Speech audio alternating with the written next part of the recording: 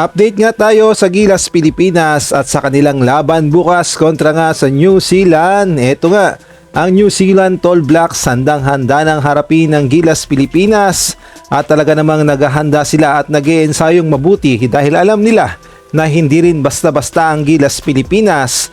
At ang laban nga nila bukas ay napakatindi dahil napaka-crucial.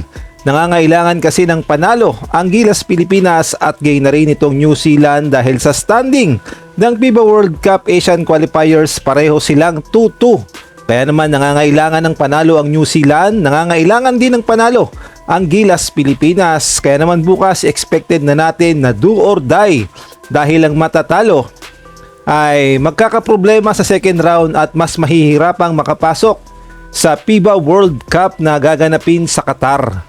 At eto nga, sold out na rin ang ticket sa laban bukas na gaganapin sa Spark Arena. Expected na natin na mapupuno ito ng libu-libong fans, partikular na ang mga kababayan nating Pinoy na hindi magpapatalo. May nag-comment na nga na magiging home court daw ng Gilas ang Spark Arena dahil pupunuin daw ng mga Pinoy fans. Kaya naman kaabang-abang ang laban bukas at expected talaga natin na maraming Pinoy at magsisilbing 6-man para sa Gilas. Samantalang ang atin namang Gilas Pilipinas nag-iensayo na rin sa Spark Arena at kinakabisado nga nila ang ambience at syempre ang court na gagamitin dahil napakahalaga niyan na makabisado ng mga Gilas Pilipinas player natin yung home court ng New Zealand. At ang target talaga ni Coach Tim Cone ay makakuha tayo ng panalo sa New Zealand kahit na imposible. Gagawing posible yan ng ating mga Gilas players at sa ganda naman kasi ng kanilang ipinakitang performance sa dalawang tune-up game, hindi nga malabong makuha natin ang panalo sa New Zealand dahil napakahalaga talaga at napaka-importante na makakuha tayo ng panalo upang mas umangat ang ating standing sa New Zealand at maganda ang pasok natin sa second round. Sa mga nagtatanong naman kung anong oras saan mapapanood, ito na nga bukas July 3 alas 3 ng hapon.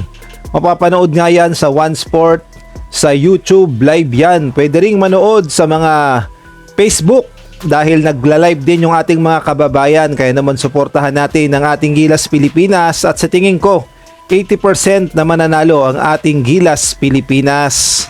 At eto nga, update nga tayo dito kay Angelo Kwame. Marami kasi ang nagtatanong kung local player na ba siya sa Gilas Pilipinas dahil halos na kumpleto na ni Angelo Kwame ang FIBA rules pagdating sa residency na 10 years. Kaya naman ang malaking tanong, local player na ba itong si Kwame? Well, ang sagot ay hindi pa at wala pang konfirmasyon sa FIBA kung local player na ba siya. Ngunit ang good news, makakasama siya sa Asian Games dahil kasama siya sa lineup ni Coach Tim Cone.